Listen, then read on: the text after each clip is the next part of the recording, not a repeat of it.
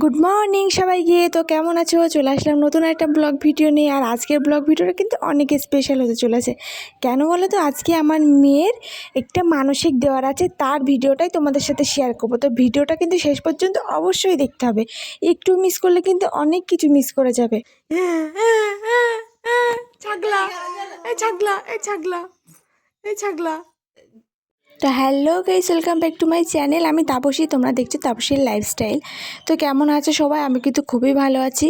আর আজকে একটা স্পেশাল দিন ছিল। আমার শাশুড়ি আমার মেয়ে হওয়ার আগে একটা মানসা করেছিল যে যেদিন আমার কোলে একটা সন্তান আসবে সেদিন আমাদের এখানে এক ঠাকুরতলায় ওর ওজনে মিষ্টি প্রসাদ বিতরণ করবে। আমাদের এখানে ঠাকুরতলাটার নাম বনবিবি তলা। সকালবেলা উঠে কিন্তু আমি একদমই উপোস ছিলাম না, মা হিসেবে আমার উপোস থাকা উচিত ছিল, কিন্তু আমি যেহেতু ওকে ব্রেস্ট ফিডিং করাই ওই জন্য আমি উপোস ছিলাম না। কেননা খাওয়া দাওয়া একটু কম হলে না আমার দুধটা কমে আসছে, আমি বুঝতে পারছি। আর ওর পেটটা না ভরলে আমি ওকে তোলা দুধ একদমই খাওয়াতে পারছি না। তার জন্য আমি আর উপোস ছিলাম না, আমি সকালবেলা ওটা খেয়ে নিয়েছিলাম। সকালে ওটা আগে বিস্কুট খেয়েছিলাম। তারপর সেদিন সকালে আমাদের বাড়িতে রান্না হয়েছিল সয়াবিন দিয়ে, পটল দিয়ে, পনির দিয়ে তরকারি, ডাল আর ব্যাট ভাজা। সকালবেলা মেয়ে একটু ঘুমিয়ে নিয়েছিল, তারপর ঘুম থেকে ওঠার পর যেগুলো পরে যাব সেগুলো গুছিয়ে নিয়েছিলাম। গুছিয়ে নেওয়ার ঠিক পরেই ওর ওজন করা হচ্ছিল, যে কতটুকু ওজনে হয়েছে, ওর জন্য কতটুকু প্রসাদের ব্যবস্থা করতে হবে। তাই ওর ঠাকুরদাদা মানে আমার শ্বশুরমশাই সেটা ব্যবস্থা করছিল। এই যে এখানে দেখো ওর ওজন করা হবে।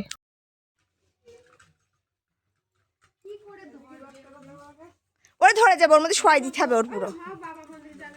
ও কিচ্ছু বলবে না, দোল দোল লাগবে না, কিচ্ছু বলবে না।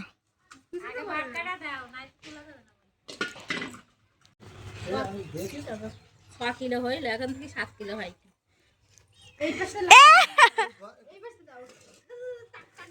আগে মাথাতে দাও, আগে মাথার দিক দাও, মাথার দিক দাও। শোয়াই দাও, শোয়াই দাও, শোয়াই দাও, শোয়াই দাও।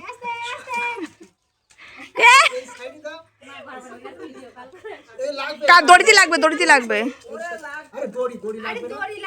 দড়ি যে উঁচু করবে দড়িতে লাগবে। তুমি যাও, যাও। বসে যখন এরকম লাগবে না, যাও, থাকবে না, ও থাকবে না, ওরা আবার ওইসব ভালো লাগে।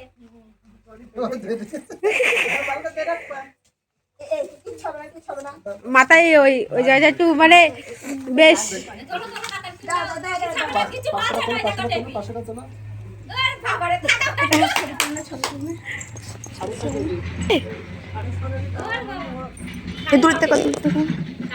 পিছনে জুতো মুতো হিত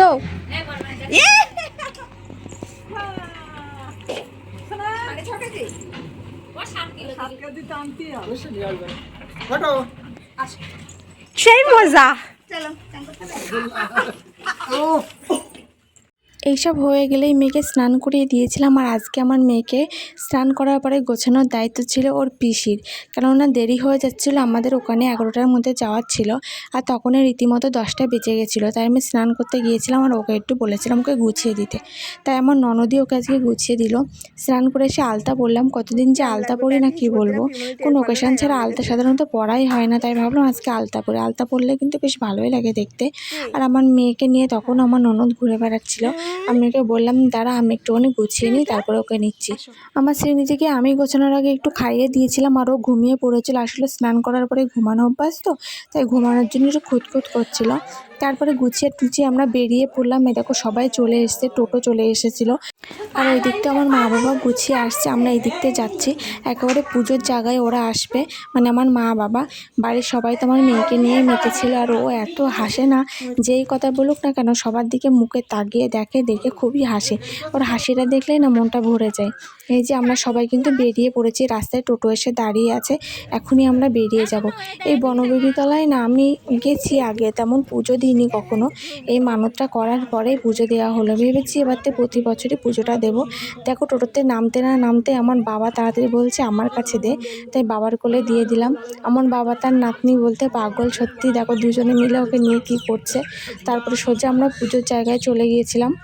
আর এখানে দেখেছো মেলাও বসে, কত দোকানপাট বসেছে। আর ওইদিকে একটা দোকানে জিলিপি আর গজা ভেজে পারছে না, ওখান থেকে সবাই পুজোর জন্য প্রসাদ নিচ্ছে। আজকে পুজো হবে, কালকের থেকে কিন্তু এখানে মেলা শুরু হয়ে হয়ে যাচ্ছে। ভেবেছি একদিন মেয়েকে নিয়ে এখানে অবশ্যই মেলা দেখতে আসবো।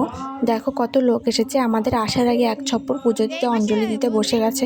আমার ওখানে গিয়ে না খুবই খারাপ লাগছিলো, কারণ আমি অঞ্জলি দিতে পারছিলাম না, আমি বাড়িতে খেয়ে গেছিলাম। এই যে আমাদের প্রসাদটা গামলা করে নিয়ে আসা হয়েছে, আমি সেখানে নাক কান মুলে একটুখানি প্রণাম করে নিলাম।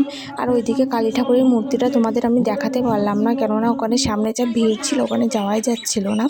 আমি একটু মন্দিরের ভিতরে গিয়েছিলাম, গিয়ে মেয়েকে একটু ভিতরে শুইয়ে দেওয়ার জন্য। ও ভীষণ কাঁদছিল ওখানে শুয়ে, মানে এত লোকজন আর আওয়াজে না ও হয়তো ভয় পাচ্ছিল, ওই জন্য কাঁদছিল। আর এখন অচেনা মানুষের কাছে খুব একটা যেতে চায় না, তো ওই জন্য।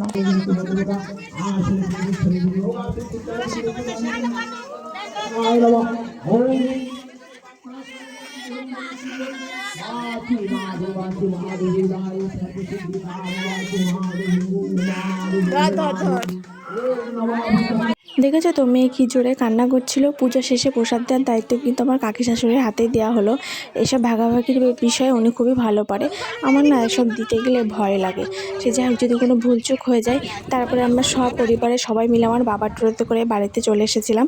বাড়িতে এসে জামা কাপড় বদলিয়ে তারপর প্রসাদটা খেয়ে নিয়েছিলাম, আর বাড়ির সবাইও তারপরে খাওয়া দাওয়া করে নিল। আমিও একটু খাওয়া দাওয়া করে নিলাম। ডাল রান্না হয়েছিল, ব্যাট ভাজা আর পনির দিয়ে সয়াবিন দিয়ে তরকারি, আগেই তোমাদের সাথে বলেছি। তাহলে চলো আজকের ভিডিওটা এখানেই শেষ করলাম। ভালো লাগলে অবশ্যই একটি লাইক, কমেন্ট, শেয়ার, সাবস্ক্রাইব করতে ভুলো না। তো চলো সবাইকে টাটা।